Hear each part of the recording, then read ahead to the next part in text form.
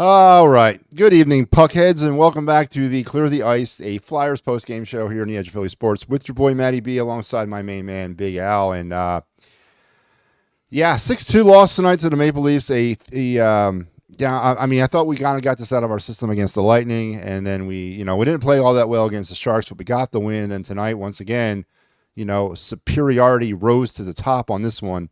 Al, the Flyers are not in a position right now with the stretch of schedule that they're started with this game tonight.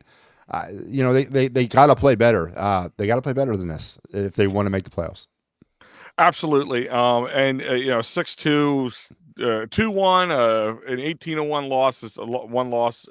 But these are starting to pile up, and this team just got outplayed, outskilled, just everything. Like we've talked about this before, and there's certain people out there that had some fantasies of a cup run for this Flyers team, Bernard. And this is reality kind of setting in. Not saying this team isn't improved, not saying this team isn't a better team than it was last year and the years before that, but this team still has some steps to take and is still missing some key components. But you see a team like the Toronto Maple Leafs, who are just a really good team. You got the best, one of the, if not the best player in the NHL there on their team, and in Austin Matthews. Setting the league again, league leading 55th goal tonight. You can't. They can't play like they played against, like you said earlier. You said to me off air, they can't play against a team like this like they played against San Jose. They just can't. And this is what happened. They played the same type of game against San Jose. They squeaked one out past them because they're a better team than San Jose, but they are not a better team than the Toronto Maple Leafs. It's just skill for skill. They're not. It's not the same thing. Yeah, and again, we have no control over the schedule and who makes that. But over the next 6 games now, they got Toronto tonight, Carolina or Boston on Saturday, and they got Carolina, Florida, Boston again, Toronto again, Rangers. I mean, it's not going to get any easier for them as they head on down the stretch of this. And you mentioned it, the key components that Toronto has that we just don't have. We don't have that franchise player, that superstar, that Austin Matthews.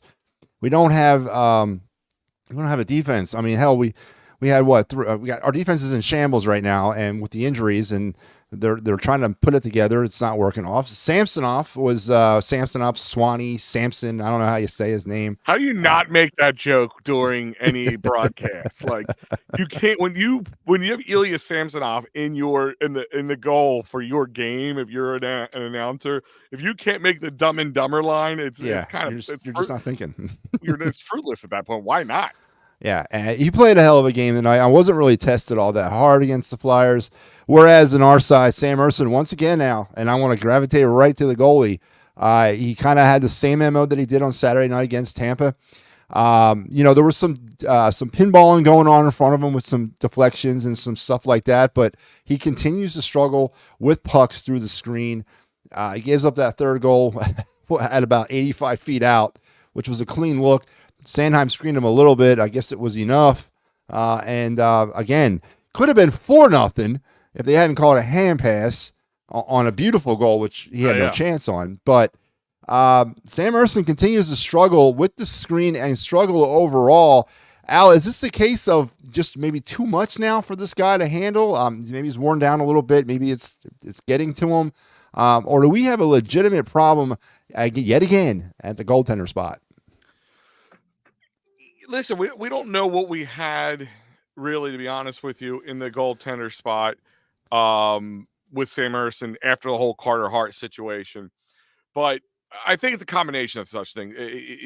This team was out-skilled on defense, which makes his job even harder. And Sam Ersson's if you watch him, like there was a game we did, the last game I think me and you did together. The Flyers, there was I think they lost it was like 1-1 all the way in the game. They went to OT and they had the shootout at the end. It might have been me and you, I'm not sure, but how did they beat Sam Ersson? It was because they got lucky because the offensive player lost the puck in the transition and actually slid past him in that case. Yeah. Well, it's happening here, but when you have better puck handling, these guys can play like sleight of hand, like a magician can, and keep your eyes on one thing and redirect the puck in a different way. And he's getting beat. So he follows the stick all the way through, and the puck kind of loses the puck. A simple screen gets him right off his game, and he is, and he's pretty much Swiss cheese at that point. But I can't put it all on Sam Ersson against these games, because just like we said the other night, you said the other night, I should say, and against tonight, you had our defense was the Tampa offense just made our defense look stupid. Listen, I understand we're injured. We're down a lot of defensive players, but that Toronto offense just was weaving in and out of our defensive players like they were just like scarecrows on the ice. Yeah. I mean, at one point, one goal, there's 3 guys without a stick. Like, and they were just like, all right, it's not if, it's when we're going to score. Who wants this one? They're playing almost hot potato with the puck at that point. And again, the Flyers seem like they're playing on their back of their heels, or back of their skates in this case. The Flyers have been outscored 15-4 in the last 3 games. And that's not a stat that anybody should be proud of. On the vaunted shorthanded, the PK, which the Flyers have excelled in all season long, they are 5. They've given up 5 goals out of their last 12 times shorthanded. They did score a shorthanded goal there late tonight.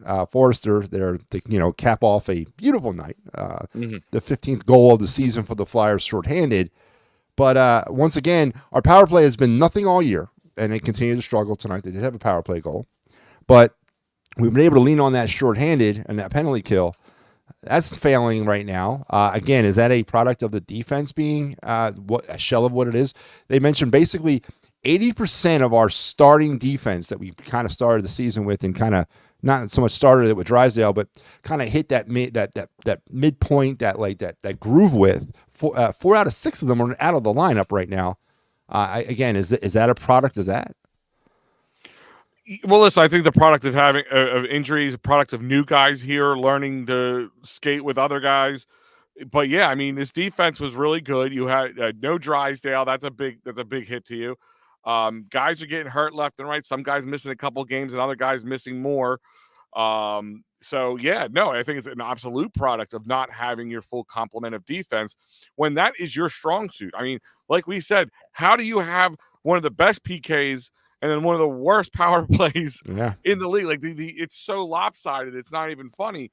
So when your bread and butter is so lopsided, and the good part's starting to be a little sour, yeah, I can't imagine that. And especially with all these injuries, like I said, it's just I'm not making excuses.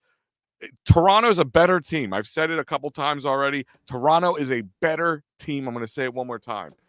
But when you're a better team and your defense isn't where it should, is missing some key pieces, I mean, they were saying on the broadcast, I think Toronto last game scored 3 or less goals, and in this game they scored 6.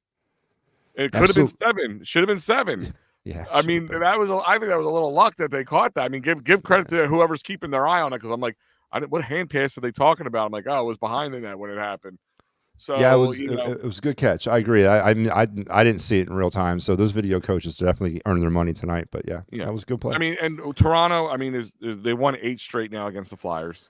Yeah, they continue to lead. They continue to own this season series with us now for a few years. So, they are one. Listen, they're usually top in the leagues, and they have been for a while. You got a lot of good players on this team, and tonight a lot of the scoring start with more of their, not the key players, not the star scoring. They came at the end. They kind of joined the party late. And you got Nylander and who am I forgetting about? Austin Matthews. So yeah, the big guns came out late, and the supporting guns definitely did their job. All right, Al, let's get on to the beaten, because there's no use prolonging it. Let's talk about it. Tyler Bertuzzi would get things going for the Maple Leafs at the 2:01 mark of the first period. His 13th from Austin Matthews, his 27th, and Nylander, his 51st assist of the season now. Yeah. 51 assists for Mr. Nylander. This goal was basically a prediction of what you just talked about. It was a lot of weaving around in and out of defenders, a lot of Flyers defenders standing still, a lot of Flyer defenders watching pucks, beautiful passing by the Maple Leafs, and just gorgeous as they just kind of walked right up to the slot. Bertuzzi was wide open, and he was the benefactor of a nice little tip-in play as the Flyer defense was once again behind the play. 1-0 Maple Leafs. What was your take? Not necessarily on the Bertuzzi. It was a tip, and I was a little frustrated with the goal. I'm not really blaming Ersson too much on this one. A lot of traffic in front of him. Flyers over pursued and under pursued all at the same time defensively on this play. But talk to me about your feelings of that first Maple Leaf goal. I mean, this goal is kind of the game in a nutshell, like you said. Like the defense was just standing around while these guys were weaving in and out. Listen, Toronto is a beautiful combination of strength and speed, and skill. I guess is also you want to throw that in there, but strength and speed and the skill. I mean, it's hard to overcome that. Like I said, this depleted defense. It looked as depleted as it sounds. And they took a wild shot from the face-off circle there, and like you said, Bertuzzi just tipped it in, redirected it, whatever you want to call it.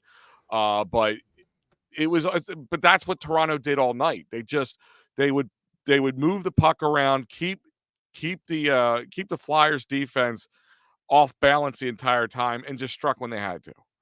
And I don't blame Ersson for this one. It was again, they're like magicians. Like they sleight of hand. Watch me over here. Watch me over here. Boom, hit you over here. Like you don't even see it happening.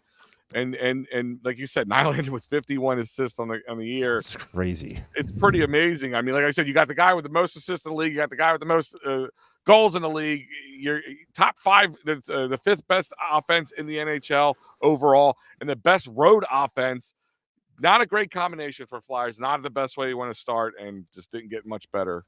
No, it did not. And about 7, 8 minutes later, at the 9:57 mark, Pontus Holmberg, his 4th goal of the year from Delmar, his 5th assist, and Riley, his 40th assist of the year to make the score 2-0. This was the ping pong goal, or the pinball goal.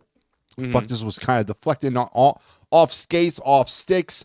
And then it really kind of just settled on Holmberg's blade, who just didn't really waste much time and firing it past a very stunned-looking, unprepared Sam Ersson to give the Maple Leafs a 2-0 lead. This goal, Al, I am going to kind of put on Sam Ersson a little bit. Yeah, you cannot control the way the puck moves around and where it may or not deflect, but he seemed totally not ready for the shot when the shot was fired at him. Yeah, no, a lot of weird bounces, definitely not in the Flyers' favor in this one. And yeah, I mean, I will blame Sam as well in this one. He took his eye off the puck. I mean, He took his eye off the puck with it, and I think like the Flyers did, they were going to take. You saw, I forgot who it was. Looked like they were going to just take the puck and go right down to the other end, and it took a really weird bounce, and everybody took their eye off the puck for a second and use that magician thing again. Like you don't take your eye off the prize, because when you have a really good team like Toronto in front of you, a bad bounce, they will take advantage of that. And real quick, speaking of bad bounces, Matty B, sometimes life takes some bad bounces. And, you get injured at work and car accidents, personal injury, and criminal law. You go to David R. Cherry for those bad bounces, Matty B. CherryInjuryLaw.com, 610-565-0300. Again, workers' comp, motor vehicle accidents, personal injury, and criminal law. All life's bad bounces, and you need the man with the plan to fight for your rights. And that's right. David R. Cherry is that man at CherryInjuryLaw.com, 610-565-0300. Did you like how I did that? I did. I was the master of the segue, Al. I've never discredited that from you. Mr. Segue. Mr. Segue. All right, Al. The scoring was not done in the first period. Actually, there was 2 more goals, but one was, we talked about the aforementioned hand pass goal that was disallowed. A beautiful tip play. Actually, you couldn't do that. You couldn't replicate that if you tried. It was one of those types of goals, kind of baseball bat swatted right on mid ice. Totally went a totally different angle. Beat Ersson on it, but thank God that goal did not count. Or maybe it would have been a nice goal to talk about more. But the Maple Leafs would, though, scored that third goal at the 15:39 point of the first period. Timothy Liljegren, his third goal of the year, assisted from Bertuzzi, his 18th. And the goalie, Swami Sammy Samsonite Samsonov gets into Not often you see the goalie assist in NHL hockey anymore, but you don't. yeah, That was you do not see it. It was his first everybody's trying to get points on the board tonight, even Samsonov. Yeah, I mean, Flyers, they burn through another power play, keep giving that momentum to Toronto, and again, they speed kills. And when you read my article at the when I put it out at the end of the show, one of the big parts of the article I talk about the speeds killing the Flyers, and it killed him again. And he was able just to rip one past Urson for that third goal of the game. And luckily, it was only the third goal instead of the fourth goal, and that would have given also Bertuzzi his second goal in the game too. So thank God we took it away from him. Here's the thing about that goal. That was the end. That was my end for what's his name tonight. I was done. Urson. I understood maybe keeping him in there because at the point it was 4 minutes left to go in the period. I had a feeling they weren't going to come back out with him, and they didn't. But I was done with Urson at that point. Al, you can talk about speed killing, but when you're taking a shot 85 feet away, and relatively, I mean, Sanheim does screen a little bit, but if that's really what he's dealing with, if he can't pick up a screen through that, then we got bigger problems here. Sam Urson, again, not on his game tonight, giving up a lot of goals frequently, a lot of goals, bang, bang, bang. And I was pretty much done with him when I watched that. That's Sam Urson. 6 ways to Sunday on me for I have to blame him on that one. That was bad goal. Yeah, no, I agree with you. But like I said, if you want to critique Sam Urson, something he's going to have to work on in the offseason is picking up the screen. We rode Jalen Hurts this year in the Eagles about picking up the blitz. Well, Sam Urson needs to pick up on the screen and learn to read the screen a lot better. Of course, listen, again, not making excuses. Of course, the defense in front of him would help a little bit. But yeah, when you're, like you said, 85 feet away and you're ripping, I mean, that was a powerful shot, but he didn't see it at all. He didn't see it off the stick. No, he did not. And but that would be how the first period would end. Some numbers for the period that really matter. Shots on net for the period. They finished at 12 and 12. With the same amount of shots in the period. But Al, you wouldn't have known it if you watched this game. The Flyers put up a very little offensive fight in that period. I mentioned this off camera too to you. Going into the game tonight, I really expected a playoff-like atmosphere because in my humble estimate, these next 7 games, and they're not going to win anything with these games, but they may lose something if they don't really play well through these next 7 games. And I don't have we forgotten what playoff atmospheres are down there at the center, because that place was quiet to start, and then the Maple Leafs made sure it stayed quiet. There was no energy left in that building by the end of the first period. Flyers played lifeless throughout that period, did not have any answers offensively for this team, and it is a reality check. This is what they are, and this is who they are, but it's a concerning reality check for this good news story that are the Flyers this year. Yeah, I mean, during the broadcast, a couple of things kind of irked me a little bit. I felt like they were kind of placating Philadelphia a little bit with like, hey, they're really trying their best, like a peewee team, like a coach would say at the end of it when the team just gets walloped and they're trying to talk to parents and make the kids feel better. Irked me a little bit with that. But yeah, I mean, I haven't forgotten about what playoff hockey is like in Philadelphia. I remember the 2010 run. I was at many games there. I haven't forgotten about any of that, and I need that. I think if this city had a taste for it, it would rejuvenate us in a lot of different ways. And I mean, we'll talk about the second period in a moment. And, we can see how even being down 3-0, you could shift the energy at the Wells Fargo Center pretty easily. Yep. And how a change in the netminder and one goal can make a difference. But with that being said, they need to keep their head above water. Luckily tonight, the Islanders did lose 4-0, I believe was the loss. They're the team right behind us in the standings. So takes a little bit of sting off this loss. But like you said, coming up against teams like Boston, like the Panthers, like Toronto again, the Rangers, I think the Canadians and all that, so they're coming up. Excuse me. right now, I hope to win one of those games I just mentioned, let alone half those games, let alone more than half those games. Going above 500 on it would be an amazing feat. So this Flyers team has a big task in front of them. I think they came into this game with a 77% chance of making the playoffs. I don't know how much it changed after tonight's loss, if it changed much at all, but like you just alluded to, it can drop pretty quickly in a 5 to 6 game losing streak. And again, it's about to me, it's all about the quality of opponent that they're going to face over the next week and a half or so, because this is it. This is what you're going to see in the playoffs. These are the types of teams you're going to have to deal with. You're literally playing every. I think they're playing every Eastern Conference team that's a legit Stanley Cup contender over the next 10 days. And again, I don't know who the hell writes the schedule, and I don't know who thought that would be a good idea, but it is, and it is what it is. But the Flyers would answer a little bit, 142 into the second period on the power play. Owen Tippett, his 24th, from Morgan Frost, his 24th assist, and Travis Konecny, his 30th assist. This goal was actually a nice goal to see on the power play. It was one of your old-timey classical play type goals. It was, through good cycling in the zone. Flyers were passing the puck well. Owen Tippett kind of creeping down there on the post, stayed home the whole time, kind of let the puck find him, and then he buries a top shelf strong side goal to get the Flyers back in this game a little bit. But Al, I wasn't feeling like a comeback was coming, but it was nice to see the Flyers stop the bleeding a little bit, especially on the power play. It was nice. I mean, if you want to take a couple of good things at that moment in time when this goal happened, I'm going to really preface what I'm about to say with when this goal happened. Felix Sandstrom comes in. He plays a really good second period. Yeah. Forgot about that. That what really did feel like that second period turned the tide. He was able to keep it at 3 for the Maple Leafs, and then of course Owen Tippett's score was able to put him up 1 and just cut the lead down to 2.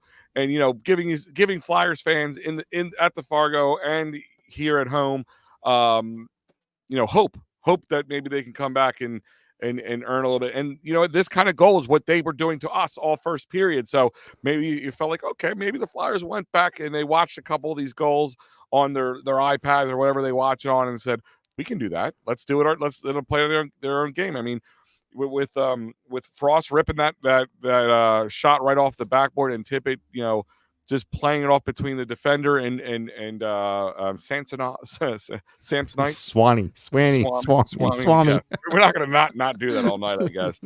Yeah, but he was able to sneak it between the defender and him and off the glove side and get it in. And you're like, okay, all right, guys, this is how you find a way to win. They had a couple other opportunities in the second period that just didn't really pan out, of course. If they were able to probably get one of those opportunities back and make it a one goal, maybe it would have been a little different. But honestly, I don't know. I'm pretty sure Toronto went in the back and said, all right, guys, we let them have their fun in the second period. Let's go back out and toy with them a little bit more. Yeah, and to Sandstrom's credit, he stabilized things in that second period. The Flyers in that period, that was all the scoring for the period, and shots on net. Flyers actually outshot Toronto 9-7 in that second period. Sandstrom handled all the business that he was supposed to handle. You got to kind of give him some credit there, and there's a positive there as well. So heading into the third period, 3-1. Seemed like it should have been 7-1 at that point. The way the game kind of was, again, the offense was just not kind of clicking for the Flyers. It wasn't consistent, and it hasn't been consistent all season. That's what happens when you don't score 3 goals. You only average about 2.9 goals a game. But then Austin Matthews, as you mentioned, the whole let's kind of put this thing to bed. Does it early on in the third period at the 4:45 mark, his 55th, I believe NHL leading 55th goal of the year from Holmgren, his 9th, and Lyubushkin, his 6th assist on the year. This was vintage Austin Matthews and vintage Flyer depleted defense. Flyers were woefully out of position when this play started at the blue line. You had 2 defenders covering the line, and then you had Austin Matthews splitting through 2 defenders of his own and had pretty much a clear break to Sandstrom. And you're not going to probably. The percentage of making that play against Austin Matthews with a really good goalie is probably about 50-50. And then when you got a guy like Felix Sandstrom in that position, it's pretty much lights out. 4-1 Toronto at that point, Al. Yeah, Austin Matthews looked like a running back in that situation, going between the guard and the tackle. That is something they draw up and they work off in practice. It's the old flying V for the Mighty Ducks, if you want to call it that. They split the guys right down the middle, kept the Flyers defense off to the side, and Austin Matthews just, when he takes a shot, what makes him really good is that. They were talking about it even on the broadcast. He has most people, when they take a shot, they have a tell when you know it's coming. There's no tells with him. This puck can come off at any moment in time, and it's a split second. Again, power and speed. It looked like that. Like I said, all right, guys, we're going back to what we did in the first period. They got it. The pass from Holmberg, right down there, split the defenders, go right down, and bang, there you go. Again, deflated. The whole Wells Fargo, you could hear a pin drop. I mean, after that second period, when you might want to run and go buy more tickets. I go to Sherry'sTickets.com, and you know what? Sherry'sTickets.com. Don't let that third period scare you guys. There's still plenty of Flyers hockey to come, and you know what? I don't care if they're away or home and you're close home. You want to get tickets, you go to Sherry'sTickets.com. Sports, concerts, theaters, you name it, they got it. Sherry'sTickets.com, family owned and operated since 1946. Great prices, no hidden fees. You're not going to get bamboozled like Sam Ersson did earlier in the game by the puck. You're not going to get bamboozled at checkout here. 10% off with the additional promo code of EOP10. So great prices, 10% off using that promo code EOP10. Again, EOP10 will save you 10% off at Sherry'sTickets.com. Go to Sherry'sTickets.com and use EOP10 to save 10% off. Already great prices. So I had it. You set me up again. I got to knock it down. Man, you got to do. I set him up. You knock him down. And just like the Maple Leafs would continue to knock the Flyers down, 8 seconds later, Al, that's right, you heard me. 8 seconds later, William Nylander, his 35th from Max, Don't Call Me Ty Domi, his 27th assist, and Kampf, his 8th assist. And once again, Al, I mean, it's becoming somewhat commonplace. It's a zone entry. The Flyers had a lot of trouble on their defending of zone entries tonight. Flyers have 3 players covering one guy on one side of the ice when there's a winger streaking down the other end by himself with no defenders anywhere near him. The puck is then sent over back to the middle and then buried for another goal, another one of those high slot goals that are becoming, and now this is not Ersson in there, this is Sandstrom, but still a high slot goal through medium traffic. I ain't going to say it was heavy. It was one guy. Well, it was 2, kind of. And it was 5-1. And as you said, when you give up the goal to Austin Matthews and then 8 seconds later, another goal comes through. If it wasn't lights out with the Matthews goal, it was lights out with this one. Yeah, I mean, 8 seconds later, another goal. Now you're down 5-1. Yeah, pretty much now in the coffin at this point. It looked a lot like that first goal of the game, weaving in and out. Defense looked lost. Felix Sandstrom was doing his best Sam Ersson impression at that point. That's and of course you bring up Domi, and they have to bring up the video of Ty Domi and the guy diving in over him, over the glass breaking. It's like every time the name Domi comes up on the broadcast, they're going to hit that video. They had it ready once they knew he was coming into the town. I'm tired of seeing it, but whatever. He looks just like his dad. Have you noticed that? I want to punch him in the face just as much as I want to punch Ty Domi in the face. I mean, let's be honest. And again, everybody says if Ty Domi wore a Flyers sweater, we would all love him. Probably right, but I never did, and I hate his face for it. He'd be an all-time Flyer. Yeah, all time. It was the epitome of Flyers hockey right there. Yep. But no, I hate his face. And I will continue to hate his face. And when I hear his name and even his son's name, I hate his face for that too. But yeah, that was pretty much the nail in the coffin right there for the Flyers. Definitely the Flyers, the things were already a little chippy here and there. It got real chippy at that point. I think it was either that one or after the next one, 2 guys got, 10-minute majors and we're stuck after that. So. Yep, and that was at the 9-minute mark. It was Matthew Kynes, his 12th goal of the year, from McCabe, his 18th, and Lindgren, his 16th assist. That would be 6-1. Then the Flyers would show a little bit of life. Tyson Forster, which he has a tendency to do, to score those late meaningless goals, whether it's in a win or a loss. his 17th. Garbage Short, time, Bucky. yeah. Shorthanded, Al, the Flyers' 15th shorthanded goal of the season. And that's your final 6-2. I don't know if you want to, does it take any of the sting out of it that the Flyers scored a shorthanded goal and Tyson Forrester scored? I mean, or is it just, Not really. No, not really. I mean, again, the weirdness of that 6th goal for Toronto. 3 defenders had no sticks with the in their sticks. hands. Yeah. I mean, I listen, the one thing you want to give the Flyers, there's always fighting that dog with them, and that's a great thing to have. It doesn't mean a lot when you have guys who are outpowering, outspeeding, and not killing you. But I don't understand how 3 guys didn't have a stick in their hand at that point, and the guys were diving in front of the pucks. But again, it was a matter of it was when, and I think they were playing a little hot potato there to figure out who deserves the point tonight. So of course Matthew is it Kynes or Knives? I don't know, whatever. Kynes. I always went with Kynes. Kynes. And yeah, Tyson Forrester trying to make it feel a little less painful, adding another shorthand goal. I think he said 15th on the year for the Flyers. 15, yep. But at that point, the Flyers want to get away for a moment. And the best place to go is phillysportstrips.com.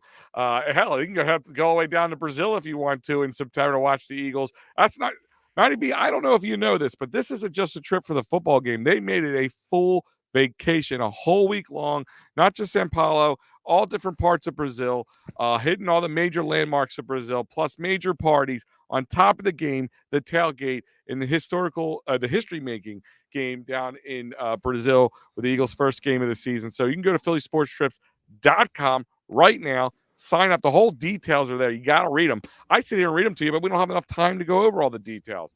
Check it out right now at phillysportstrips.com. Can you get down there on an enhanced driver's license, or do you need a passport? I believe if you have to go to Canada with a passport nowadays, I'm pretty sure you can get by with Canada and Mexico with an enhanced license. I was just wondering. Can you? Yeah, I doubt it. I highly doubt it. I mean, number one, if you're going to get on a plane, unless you're driving, driving all the way through Central America, which fun. I would not want to do. It could be fun in some ways, but dangerous in other ways. I thought Brazil was a U.S. territory. Is that not the chase? I thought that was. No, it's not. Okay. My bad. No offense to the people of Brazil. Yeah, no. A beautiful place. I would love to check it out. And I probably will be. I want to get on that trip with phillysportstrips.com right away. Definitely sounds fun. It does sound a lot of fun.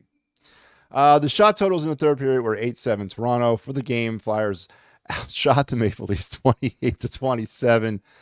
They were out face-offed 55% to 44%. The Flyers finished the night 1 for 3 on their power play. Toronto did finish 0 for 4 on theirs. The Flyers blocked 18 shots. The 12 of the Maple Leaf Flyers gave the puck away 7, and they took it away 6 times. And all in all, a very uninspiring, but yet real loss tonight to the Toronto Maple Leafs. And Al, I know you on this program have been very level-headed, and I think I've maintained pretty much a level head about this team all season long too. But I was starting to feel the vibe. But with the Lightning game and now this game, I'm starting to wonder or believe or understand that, listen, even if, again, I thought we would get there and then maybe bail out in the first round. But I'm not sure, Al. These 7 games or these next 6 games now, I'm really certain that this is really what the season's going. This is going to say whether or not we're going to the playoffs over these next 6 games. And again, if the Flyers are not treating these games like playoff games, then they're wrong, because this is, in my opinion, the playoffs have started for the Flyers right now. Yeah, the playoffs have started for the Flyers right now. Today was also the last game of Torts' suspension, so I'm sure, I can almost guarantee there's a lot of fist-shaped holes around the Tortorella Manor. Maybe a couple TVs have been disposed of at one point in this game at the Tortorella Manor. But I mean, they need to play better, and I still pretty have high faith that they're going to make the playoffs.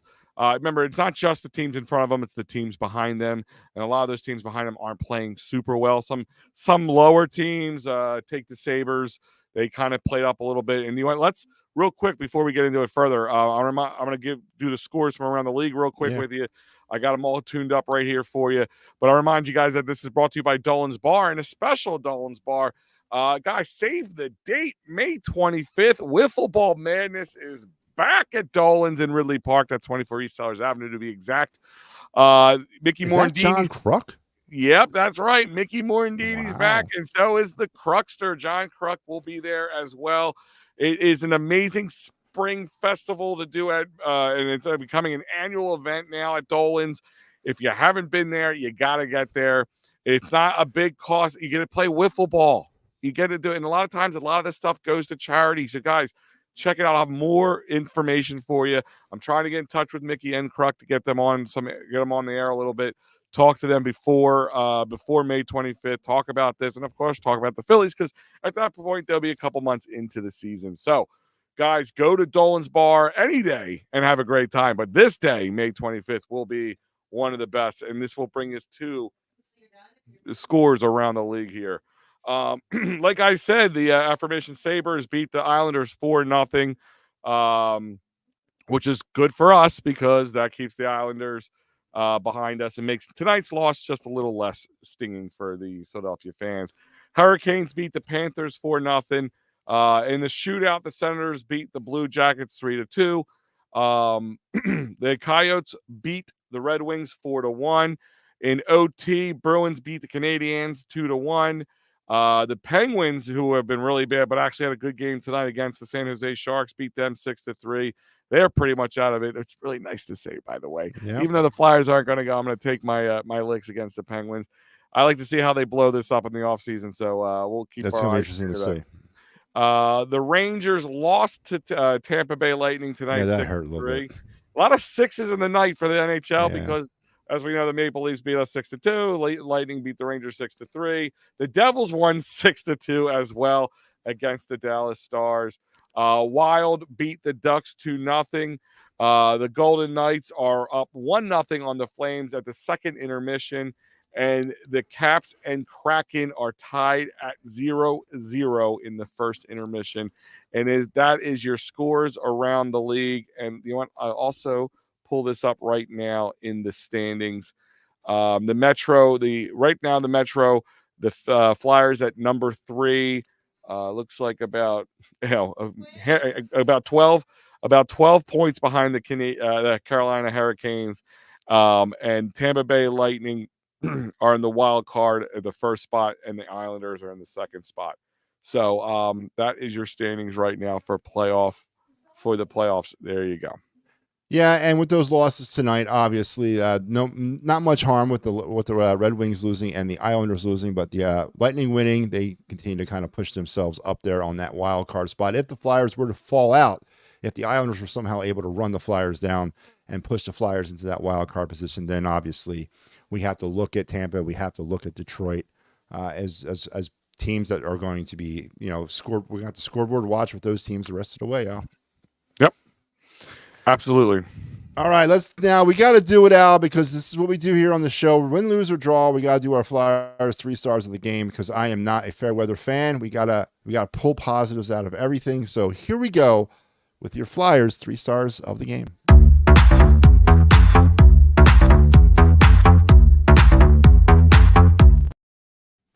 Being the gracious host that I am, Al, I'm going to let you go first. Well, that's nice. I love the fact that you came up with the segments of all about positivity. That's right. I got to point that out. Matty Positive over here, everybody. That's right. So, yeah, like tonight's one of those nights that's kind of hard to find stars of the game. Of course, I'm going to give one to Owen Tippett. Of course, the lone goal. Not the lone goal. One goal scorer for the Flyers. And I'll tell you right now, I picked this before that second goal on the night, so I'm still not giving it to him. I like Tyson Forster, but you know what? Shorthanded goals, garbage time. I'm not giving it to him. But Owen Tippett continues to be, even when this dark times for the Flyers, a bright spot. So I'm going to give Owen Tippett that. For at least a bit of the game, Felix Sandstrom would be the star of the game, filling in for Sam Ersson, giving this team a little bit of a charge, making it not just a 9-something loss and just running away with it. So I'll give him that. And I'm going to give Garnet Hathaway because when this team needed a scrap, you knew who was in the middle of it. Garnet Hathaway. Of course, I believe he also had a walkout at the end of it too. With that, I believe he was on the end of that 10-minute major. So, but yeah, that's my star seeking right there. It was hard to do without a telescope in this one. It was, and here are mine. I'm going to go ahead with Owen Tippett as my number 3 star. As you said, 1 goal tonight. He did finish the night with a point and a plus minus of 0, so that's positive when you give up 6 goals. So here's my number 3 star. My number 2 star of the night is whoever hides for the rest of the season all of Marc Staal's equipment. I don't need to see Marc Staal hitting the ice at any point anymore. He's old man Staal right now, and it's becoming. You don't like how he misses like 50 feet wide from the net? No, not he can't enjoying cover that at all. Couldn't cover me coming down the point or down the slot either. So I get it. We're depleted. Pull somebody up from Lehigh Valley. I don't care at this point. We signed Oliver Bonk lately. Bring him down from the Ontario Knights. I get it. He's about 13 years old, but you know what? He can skate, and I'll deal with that. So I am going to go with my number 2 star. Everybody listen to me out there. It's whoever gets rid of Marc Staal's equipment, hides it, burns it, does not allow him to buy any more. That's my number 2 star of the game. And my number 1 star, Al, you know what? I'm going to go with Mr. Tyson Forrester because he represents the future of this organization. He's part of that young core that we're going to build upon, and 15 shorthanded goals is nothing to sneeze at, regardless of how they acquired it. So I'm going to give Tyson Forrester my number 1 star of the game. Do you know what I'm going to do? Because you made me think about it. I'm going to take it away from Garnet Hathaway, and I'm going to give it to the guy who's watching the video and found that nice little hand pass takeaway on the video feed. The video coach, yes, yeah. I think he's gonna get that 3rd star of the game tonight. Very good. You gave it to whoever's going to hide Staal's equipment. I got to give it to him. You know what I mean? All right, and there you have it. Even in the darkest of times, we were able to find our 3 Flyers stars of the game.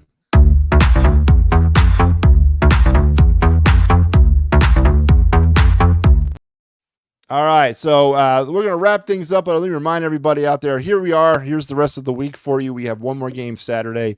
The PM and the PM, Pat and Mike, I don't know, have they ever done a post game together? No, they've done one, right? I believe so. And it kind of works out because they get a little later start the next morning because normally they would be getting to bed and then getting it up and working together later again.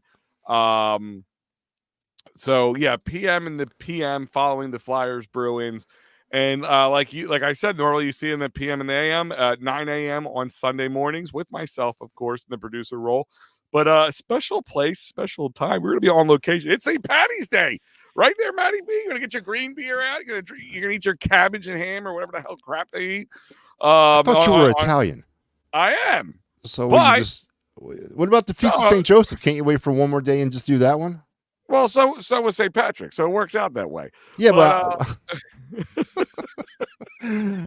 Irish people love when you tell them that. See, I'm Polish, man. At least I stay true to my heritage. I'm not celebrating St. Patrick's Day. Listen, I'll celebrate anything that has beer in it. Okay, yeah, I hear I'll celebrate Cinco de Mayo. I love tacos. I love drinking. So yeah, let's bring it on. So I mean, my girlfriend's Irish. She's Irish, but I don't really recognize that.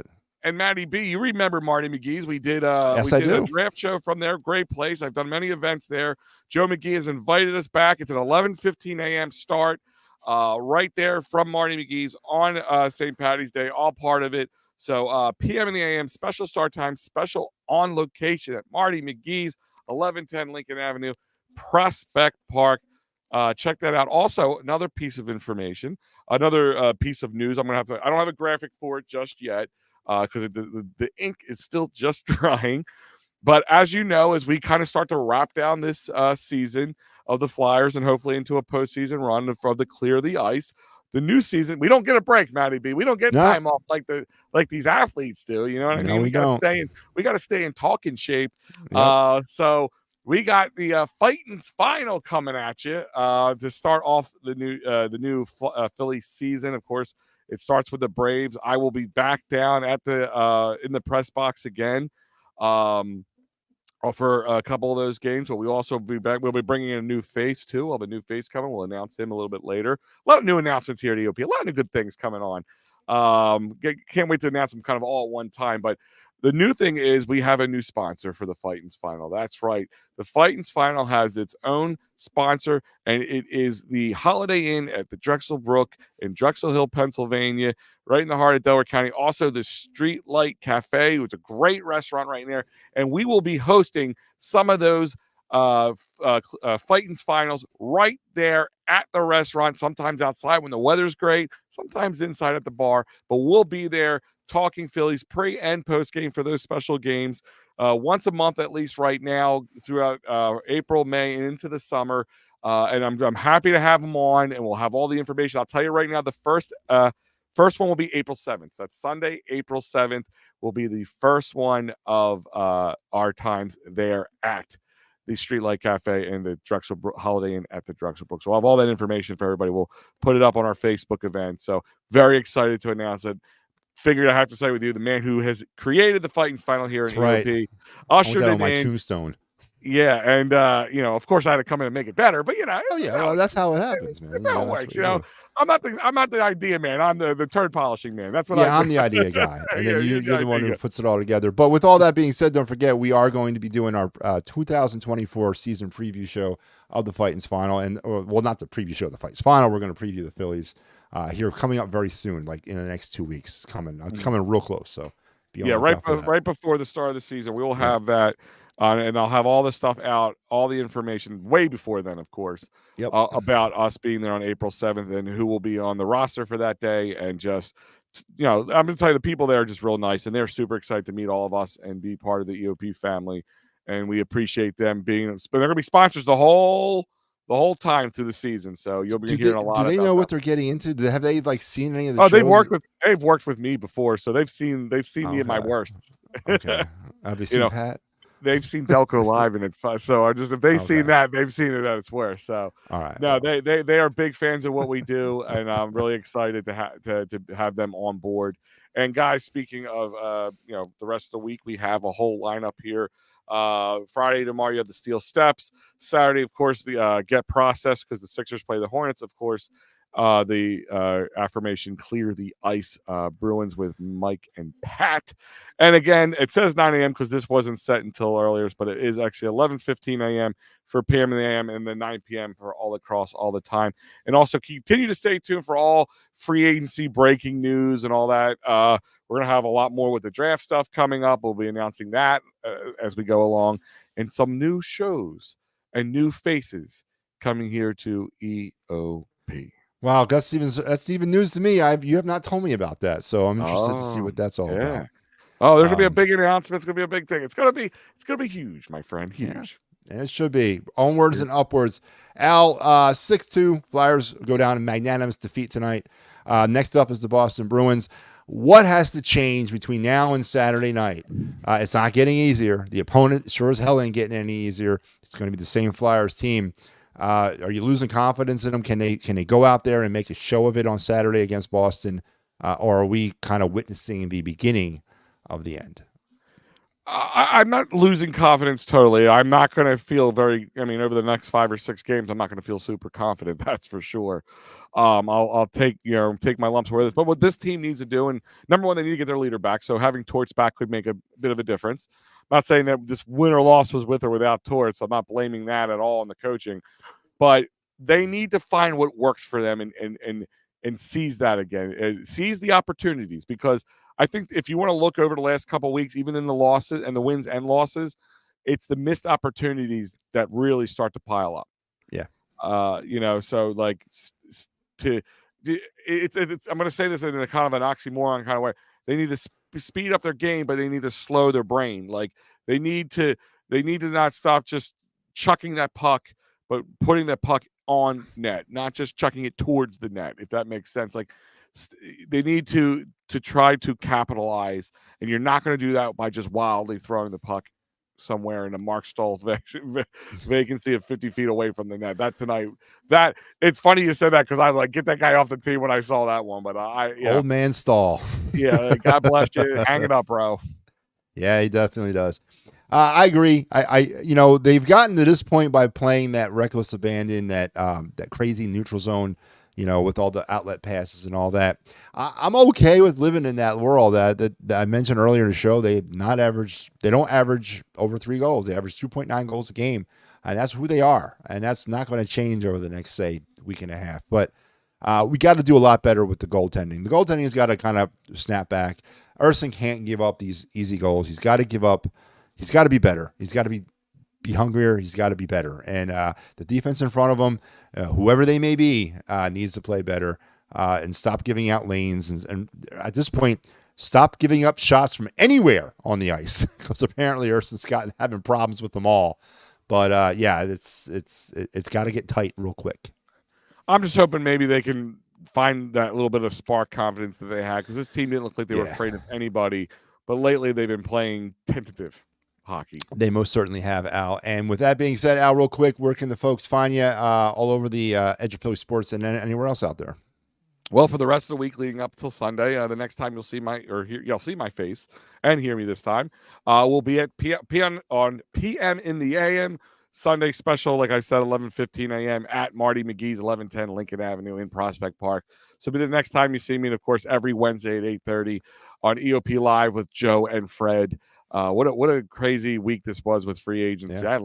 I love the free agency frenzy. So it was great to have, and of course any random flyers, Clear the Ice post game show, and check my articles as well on EOPsports.com.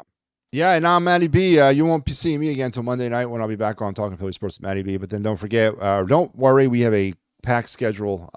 It's like 4 games next week. They're playing a lot of games here as we're getting down the stretch. So you're going to be seeing a lot of us here on Clear the Ice. That's also the bad part, too, is these 4 games against 4 good teams in 1 week when you're already kind of on the skid.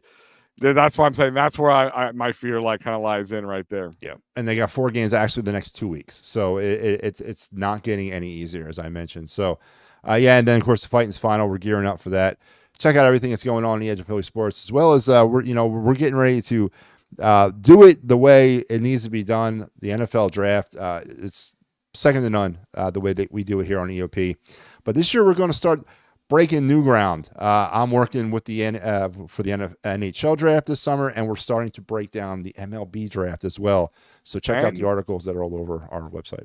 A couple of our new faces, Sean Bernard, Thiago, two EOP beat writers for the Sixers, as well as our boy Dibes will be covering the NBA draft. So we got all 4 drafts covered for you here at EOP Sports. Like you said, bar none. You try to show me anybody does it better than us. Yeah. And that model of the NFL draft, I know that I'm going to try to copy it. I don't think it can be copied. You just got to come up with it. Just got to kind of keep up with them. It's what Dibes does is amazing with the NFL stuff. So I'll do my best, and I'm sure we all will do our best. But you're right. I don't know anybody else who's covering 4 drafts. I really don't. So very excited. Like I said, a lot of great new things here, breaking ground at EOP. And I might do a big video post once we can announce all the ink has dried on all the new deals here. So we will we'll have all that for you guys very shortly. Absolutely. So keep tuning in, keep tuning out, keep liking and subscribing, keep doing what you're doing. Support us here on the Edge of Philly Sports, and we will talk to you very soon.